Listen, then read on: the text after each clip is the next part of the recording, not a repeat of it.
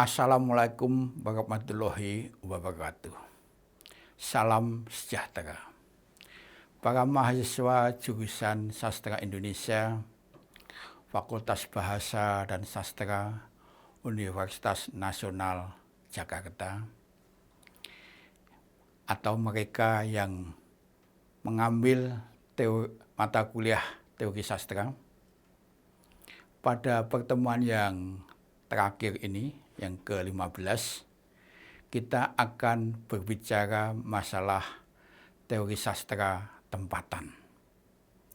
Kalau pada sebelumnya kita banyak berbicara tentang teori sastra barat, teori sastra produksi di luar negeri kita, bagaimana kalau kita mencoba menjelajahi, mencoba menggali, mencoba kita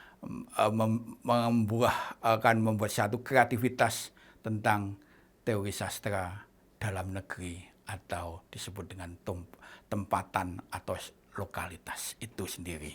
Mari kita ikuti paparan berikut. Apakah teori sastra tempatan itu?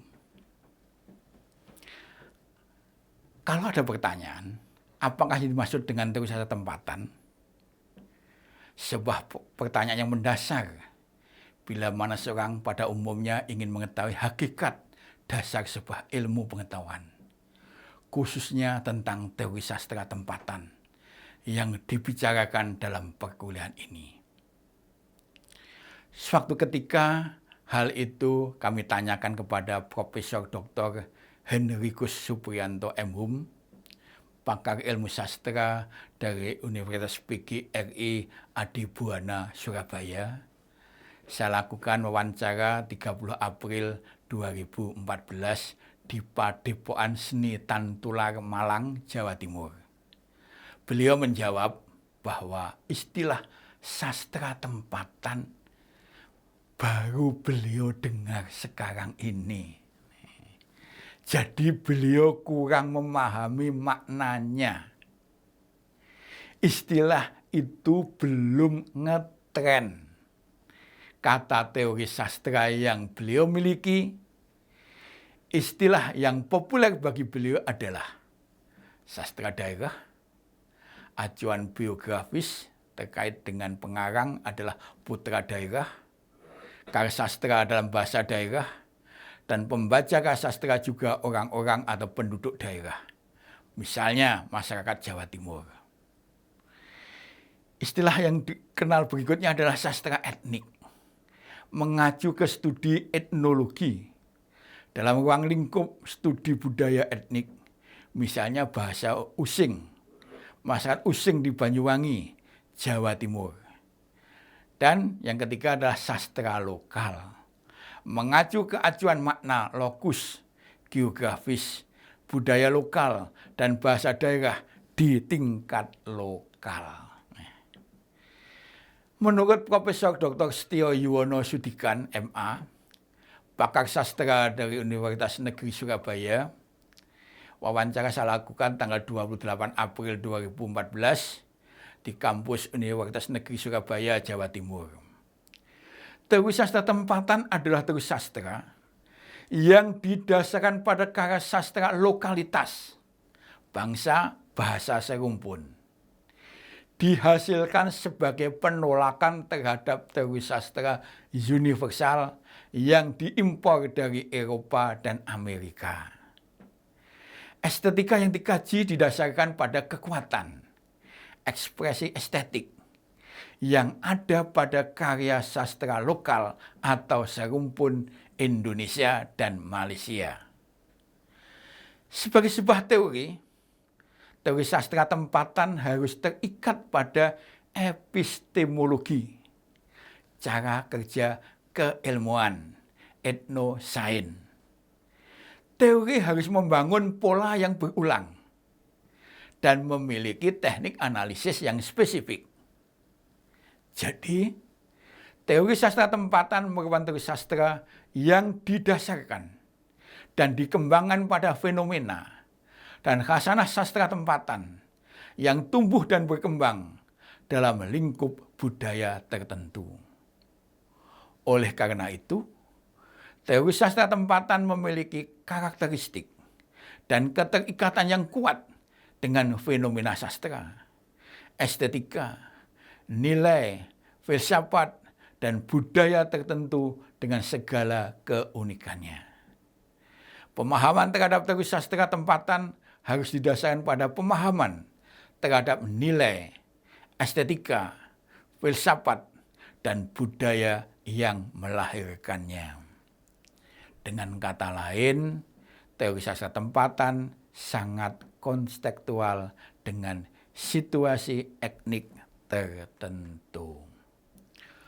Oleh karena itu, bersifat sangat kontekstual dengan situasi etnik tertentu, materi sastra Indonesia dan sastra daerah yang dapat dijadikan sebagai sarana penggalian teori sastra tempatan meliputi sastra tulis yang ada dan tersebar di berbagai daerah di Indonesia, baik lama berupa naskah maupun modern, cetakan, bahkan siber yang ditulis, berkembang, dan didukung oleh ragam budaya tertentu. Walaupun jumlah etnik di Indonesia yang memiliki tradisi tulis sangat terbatas, akan tetapi sebagai dokumen budaya yang berupa karya sastra akan menjadi sangat penting untuk melihat estetika, nilai, etika, maupun filsafat world view-nya dalam konteks budaya tertentu. Dan sastra lisan yang tumbuh dan berkembang dalam tradisi tertentu. Di samping sastra tulis, sastra lisan juga memiliki peranan yang penting untuk diperhatikan. Sastra lisan sebagai fosil hidup dari suatu budaya tertentu juga mengandung estetika, filsafat, nilai, etika, maupun world view masyarakat pendukungnya. Dalam batas tertentu, antara sastra lisan dan sastra tulis saling mengisi antara satu dengan lainnya. Sastra lisan bisa menjadi sumber sastra tulis. Sebaliknya, sastra tulis dapat menjadi sumber sastra lisan. Walaupun harus diakui bahwa perubahan dari lisan ke tulis maupun sebaliknya senantiasa mengalami transformasi, baik bentuk maupun isi. Sebagai contoh kasus, yakni cerita Roro Mendut dan Serat Damar Wulan.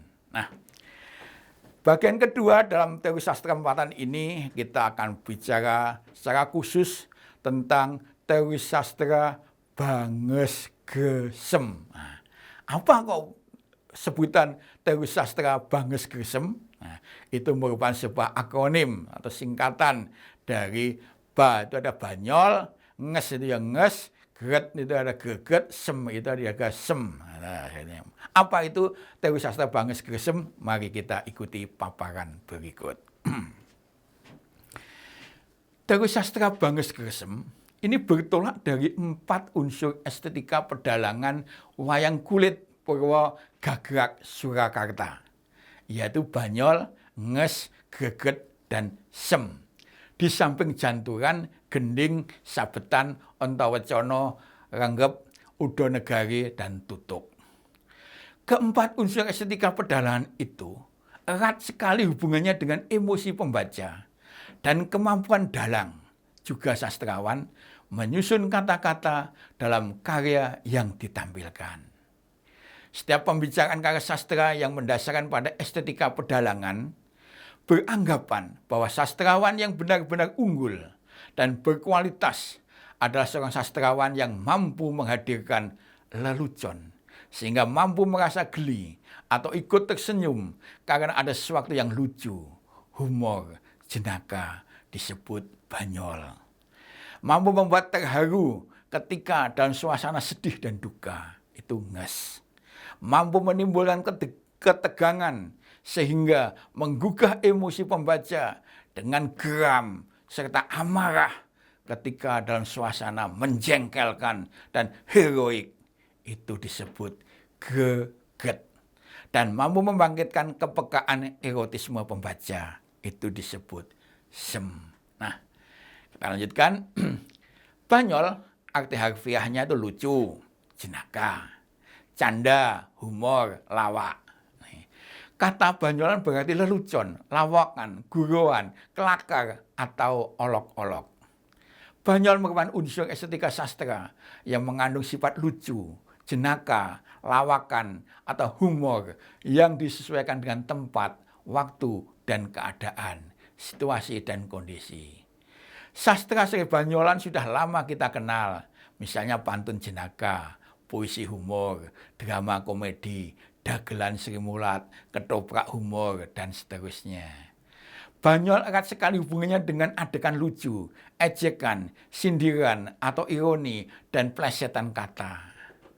Ketika membaca sajak-sajak F. Rahardi yang terkumpul dalam Sisilah Garong atau Tuyul, dan kumpulan cerpen Kentrung Itile, banyak menghadirkan banyol-banyol yang penuh ledekan terhadap situasi dan kondisi sosial tertentu. Sajak definisi tuyul misalnya jelas meledek pusat bahasa dan batasan kata tuyul dan Kamus Besar Bahasa Indonesia. Rahardi mengatakan demikian. Definisi tuyul menurut Kamus Besar Bahasa Indonesia yang disusun oleh Tim Penyusun Kamus Pusat Pembinaan dan Pengembangan Bahasa, Departemen Pendidikan dan Kebudayaan, dan diterbitkan oleh Balai Pustaka, Jakarta 1988, entry terakhir huruf T, halaman 978. Tuyul konon berdasarkan cerita masyarakat yang ada makhluk halus berupa bocah berkepala gundul yang oleh orang yang memeliharanya dapat diperintah untuk mencuri uang dan sebagainya. Jelas ini merupakan suatu ironi bagi pejabat dan korupsi, mencuri uang dan kekayaan negara, dan sekaligus kelakaran buat tim penyusun Kamus Pusat Bahasa yang hanya mendasarkan pada kanon atau konon ceritanya masyarakat yang ada, bukan berdasarkan pada fakta penelitian yang ada. Nges dalam arti kamusnya baik, mengesankan, atau menawan hati, dan menyenangkan. Sebagai unsur estetika sastra, nges merupakan unsur estetika yang mampu menimbulkan keharuan atau suasana hati yang terenyuh ketika karya sastra itu bersuasana sedih, duka lara, berkabung, atau kematian. Nges juga mampu membangkitkan dinamika makna yang lebih kreatif jika saja itu bersuasana heroik, mencekam keadaan yang dikisahkan secara baik dan menarik hati.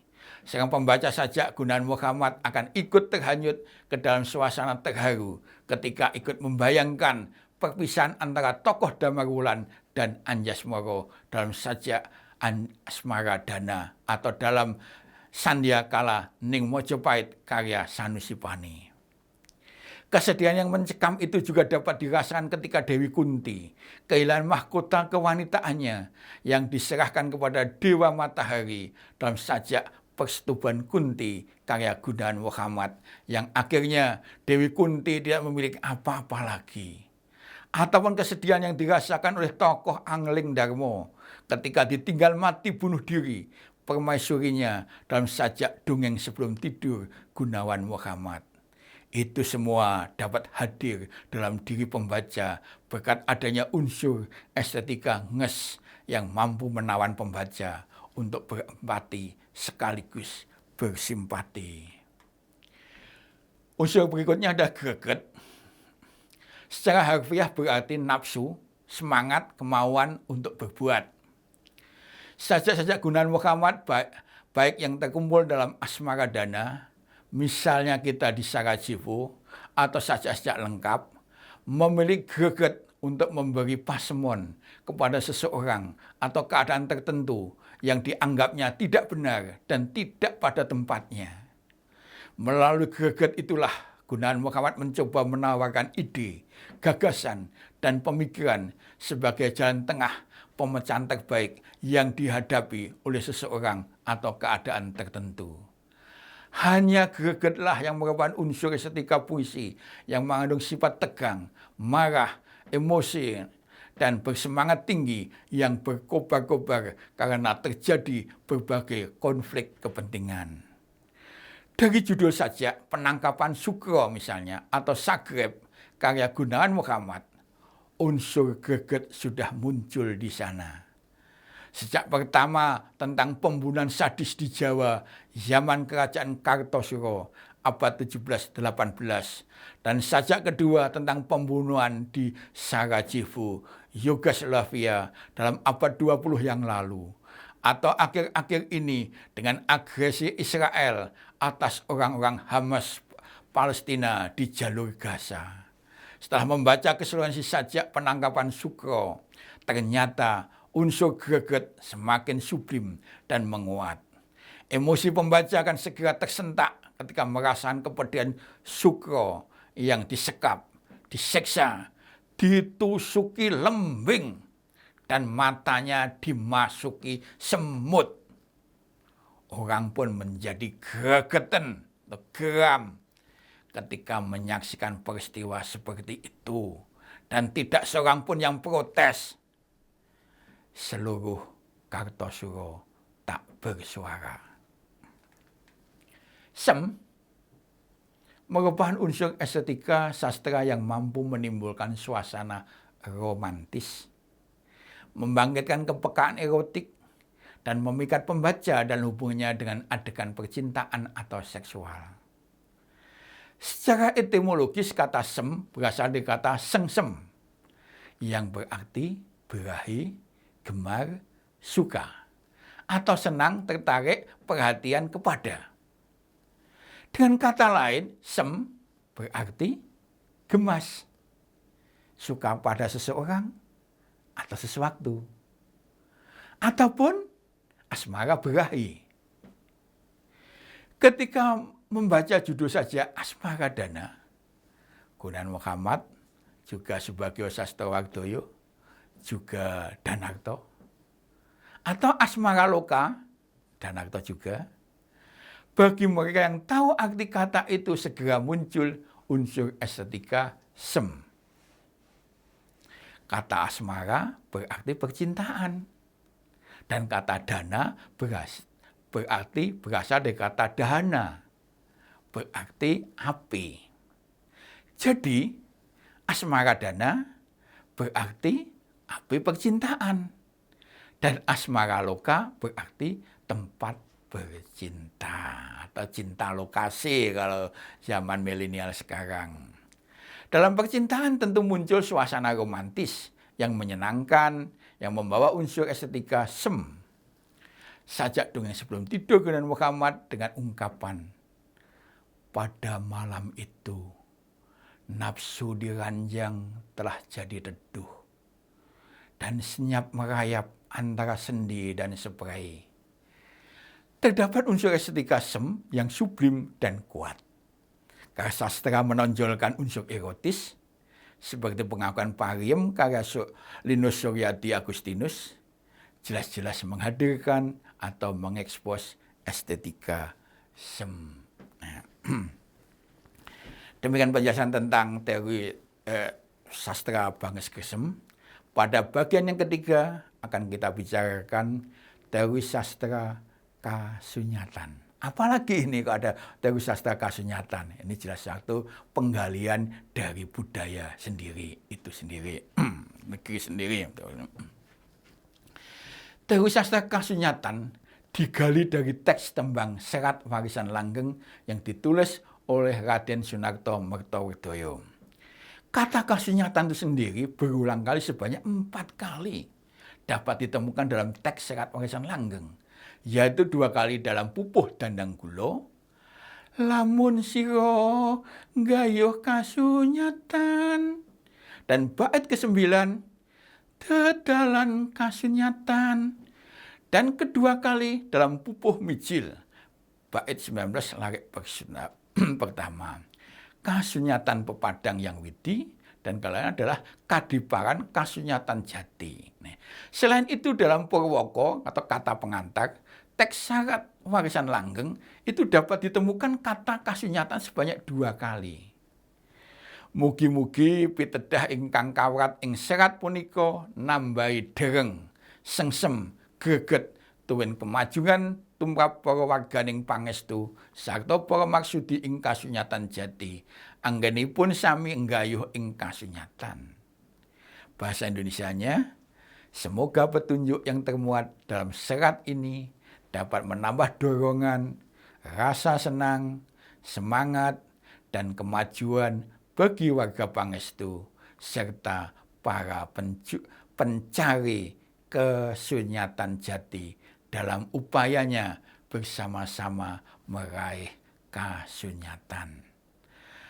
Atas dasar itulah perlu digali lebih lanjut tentang estetika kasunyatan sebagai salah satu bentuk kearifan lokal yang mengusung semangat Bhinneka Tunggal Ika yang disampaikan melalui jalur pendidikan formal dan informal oleh Paguyuban Ngesti Tunggal. Nah, kata kasunyatan berasal dari kata nyata atau juga dapat dari kata sunyo.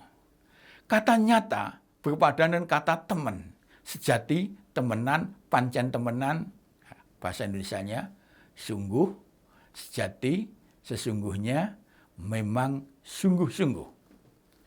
Sementara itu kata sunyo berpadanan dengan sonya, berarti suwung, sepi, kosong, sunyi. Kemudian apa yang dimaksud dengan kasunyatan dalam serat warisan langgeng tentu tidak sama artinya dengan kenyataan hidup sehari-hari atau realitas. Pemahaman kata kasunyatan dalam serat warisan langgeng di sini adalah hakikat, kenyataan yang sesungguhnya, kenyataan hakiki atau cukup hakiki, benar sebenar-benarnya. Adapun kasunyatan jati dipahami sebagai kebenaran makrifat atau kebenaran pengalaman spiritualnya, menyaksikan mahligai Tuhan di Baitullah, di pusat sanubari hidup. Pemahaman ini sesuai dengan sifat teks warisan langgeng yang menyerupai atau sama dengan teks-teks naskah suluk, tasawuf, sufisme pada umumnya. Lihat disertasi dari Suwarno Imam Santoso. Ferdinus dalam Theo menyatakan bahwa dalam seni sejati berusaha mengatasi dunia kenyataan. Diusahakan menyarat pada suatu dunia yang lebih tinggi, tidak mengacu pada kenyataan hidup sehari-hari, melainkan pada keindahan ideal. Konsep estetika keindahan ideal menurut Ferdinus inilah yang sekiranya menjadi padanan kaidah estetika kasunyatan. Sebab seni yang menyaran pada keindahan ideal ini menjadi dasar ajaran estetik bertahun-tahun lamanya. Keindahan itu dimiliki oleh manusia, diperuntukkan dan dinikmati manusia, dan diciptakan, dirangkai, digubah oleh manusia. Manusia diberi kemampuan Tuhan untuk mengetahui dan memahami norma-norma kebajikan, kebenaran, keluhuran, keutamaan, dan keindahan. Manusia menjadi pusat perhatian dan pusat keindahan, baik sebagai subjek maupun objek. Jadi, kaidah pertama kasunyatan, atau estetika kasunyatan, adalah antroposentris, berpusat pada diri manusia, bukan kosmosentris, bukan berpusat pada alam semesta. Manusia adalah pelaku dalam meraih cita-cita, berkeinginan, kasunyatan untuk sampai pada kasunyatan jati. Manusia pula lah yang merasakan suka dukanya, bahkan hasil jerih payahnya dalam perjalanan mencapai kasunyatan jati. Manusia jualah yang dapat merasakan bahagia lahir batin, memperoleh wahyu kemerdekaan jagat, keberhasilan mencapai kasunyatan jati. Nah, sebelum mencapai hasil yang demikian, dalam menempuh laku atau jalan itu, manusia menghadapi berbagai kendala, gangguan, tantangan, hambatan. Bahkan harus ada yang disingkiri, dijauhi, dihindari, dikendalikan, ditanggalkan, diserahkan, dan diikhlaskan miliknya kepada Tuhan. Dari kutipan di atas dapat dipahami bahwa manusia harus memutus atau membuat pudar tali-tali yang mengikat atau membelenggu batinnya. Caranya ialah dengan memisahkan, menanggalkan kecintaannya terhadap barang-barang duniawi yang ingkar atau dusta. Jelas di sini manusia dapat melakukan distansi, pengambilan jarak terhadap barang-barang duniawi yang rusak, ingkar, culas, pembohong, atau cidro. Jadi, kaidah kedua estetika kesunyian adalah distansi. Menurut De Jong, distansi di sini bukan semata demi distansi itu sendiri, melainkan sebagai suatu tahapan jalan untuk sampai pada kasunyatan jati. Simuh pun menegaskan bahwa distansi itu merupakan pengambilan jarak antara dirinya dengan nafsu-nafsu yang berusaha menghamba dirinya, serta mengambil jarak dengan ikatan dunia, segala sesuatu selain Allah.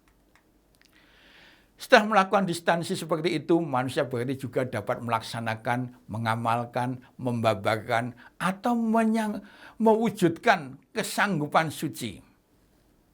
Melaksanakan kesanggupan suci itu jelas merupakan estetika kaidah kasunyatan yang ketiga, yaitu representasi. Manusia harus dapat melaksanakan kesanggupan suci, ajaran guru sejati.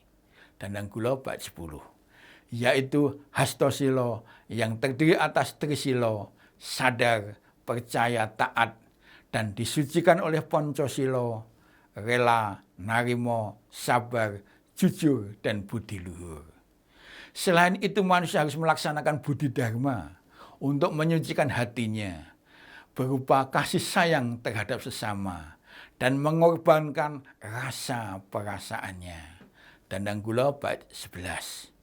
Untuk menyempurnakan laku meraih jalan kasunyatan itu, manusia harus melaksanakan kesanggupan baktinya, yaitu dososilo, 20 bait tembang kinanti. Dososilo yang terdiri atas 10 dasar aturan moral, yaitu 1. Berbakti kepada Tuhan Yang Maha Esa. 2. Berbakti kepada utusan Tuhan. 3. Setia kepada Khalifatullah. 4. Berbakti kepada tanah air. 5. Berbakti kepada orang tua.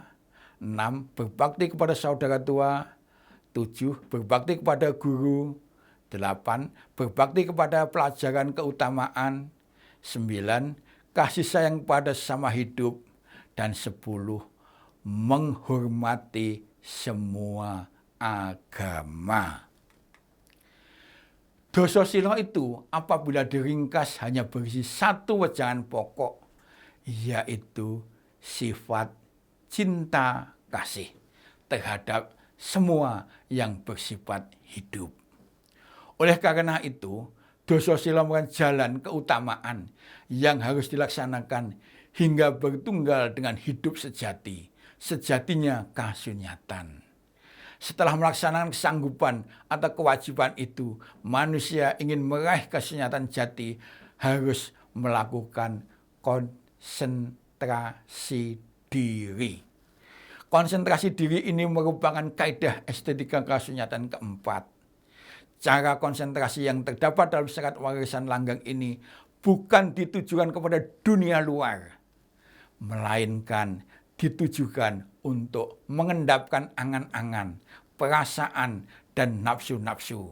Bersama-sama dengan raga dan hatinya, memusatkan diri ke arah pusat sanubari menghadap Tuhan. Artinya, konsentrasi ini digunakan untuk bersembahyang dan zikir atau eling kepada Tuhan Yang Maha Esa. Petunjuk melakukan konsentrasi di sini semata agar dapat melakukan sembahyang, zikir, atau ketika menghadapi sakaratul maut sebagai pelaksanaan rasa bakti, iman dan takwa kepada Tuhan. Padanan kata konsentrasi dalam serat warisan langgeng ini adalah meleng. Kadang-kadang disebut melengo, konsentrasilah, atau pineleng, dikonsentrasikan dan diarahkan ke pusat hati sanubari, kolbu mukmin baitullah. Konsentrasi itu harus sampai kepada pusat rasa, yaitu roh sejati, yang merupakan pintu alam sejati, singgasana Tuhan.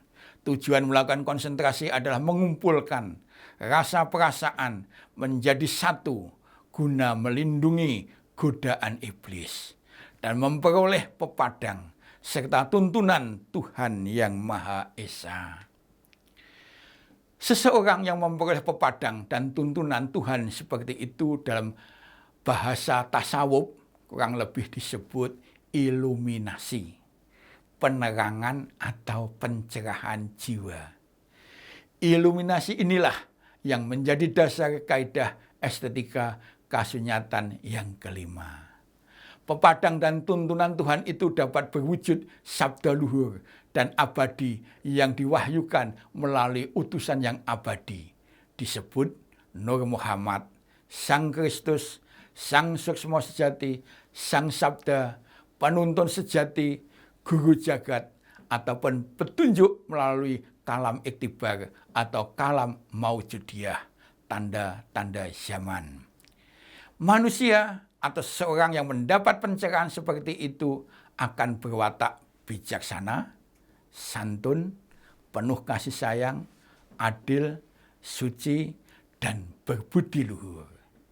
Ia akan menjadi wakil Tuhan di dunia dengan membabarkan kasih sayangnya kepada semua umat.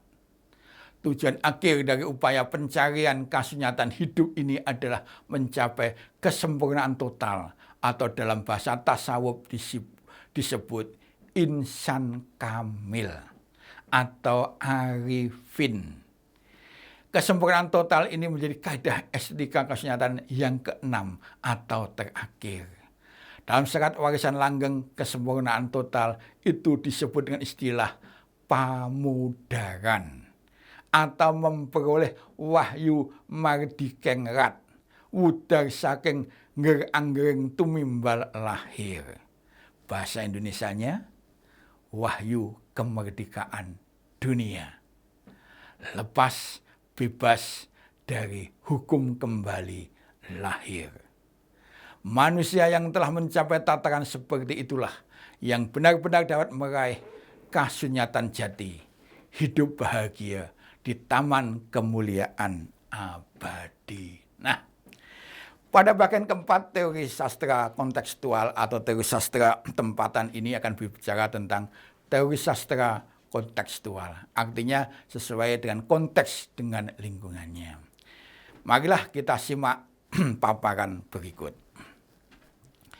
Sastra kontekstual, sastra yang disesuaikan dengan konteks sosial historis masyarakat di sekeliling tempat terciptanya karya tersebut, atau sastra yang berpijak di bumi sendiri.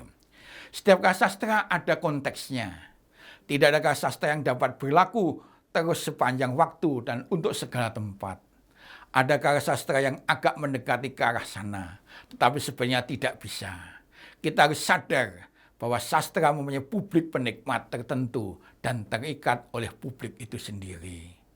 Atas dasar teori sastra kontekstual itulah Zaidan memadankannya dengan teori konstruktivisme, yaitu teori penafsiran dan penilaian yang menyatakan bahwa karya sastra hanya dapat dipahami dalam konteks kebudayaan dan masyarakat yang menyeluruh.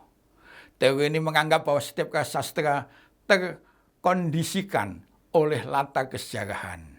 Dalam pandangan kontekstualisme, nilai karya ditentukan oleh keterikatan karya itu dengan permasalahan sosial yang muncul pada zamannya. Pendekatan di Indonesia dikembangkan oleh Arif Budiman dan Ariel Herianto pada awal tahun 1980-an sebagai sastra kontekstual.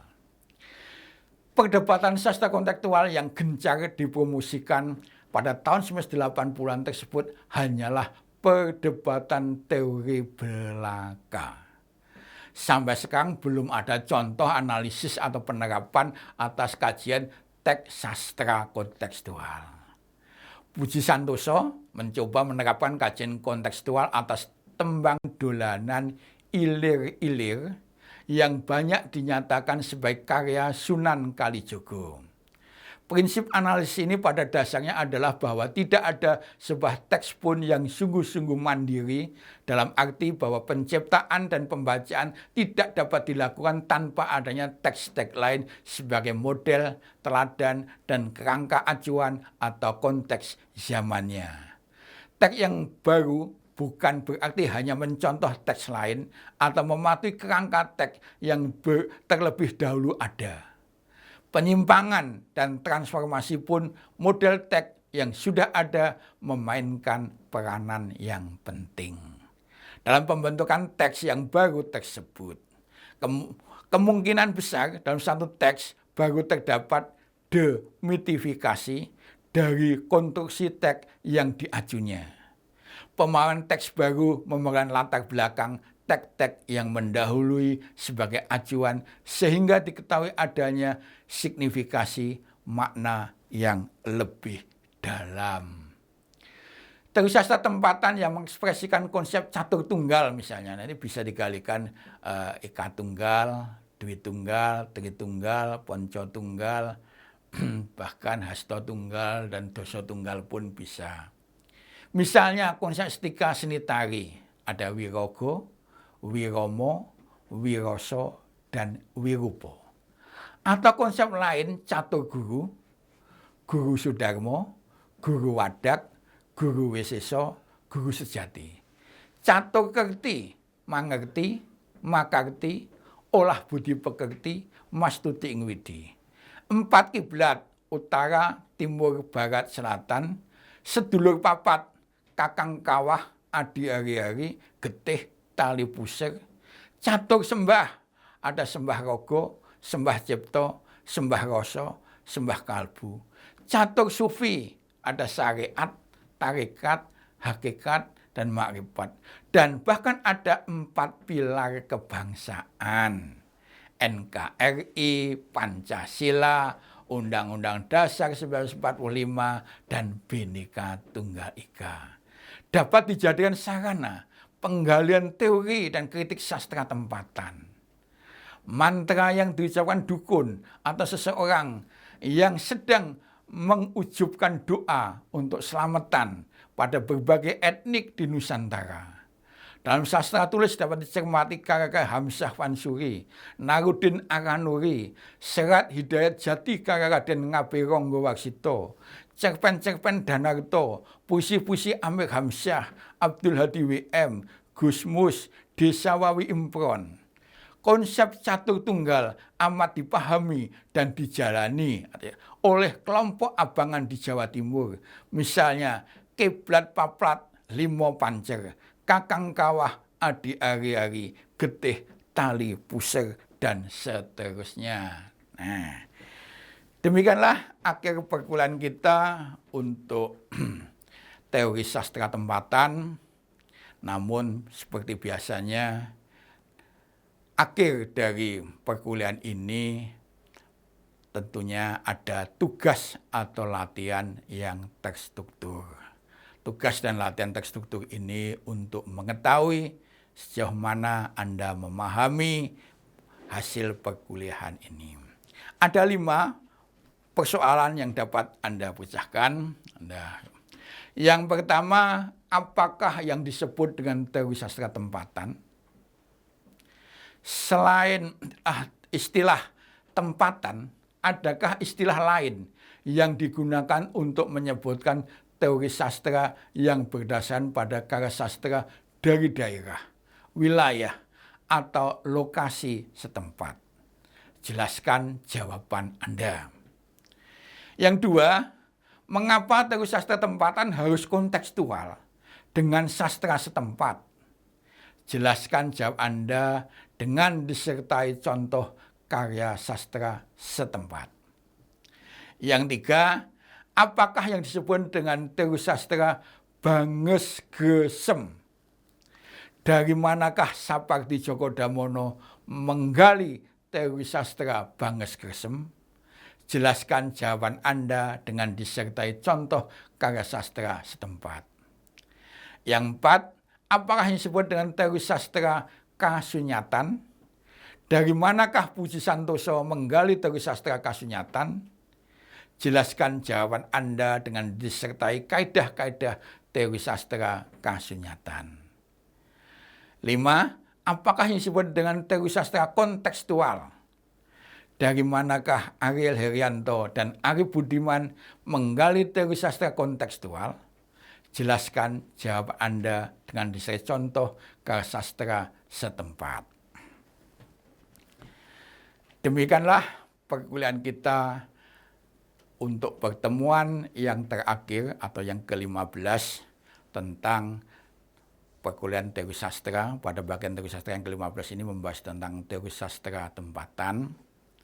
Untuk itu, Anda harus segera mempersiapkan diri untuk menghadapi UAS, ujian akhir semester tentang sastra ini.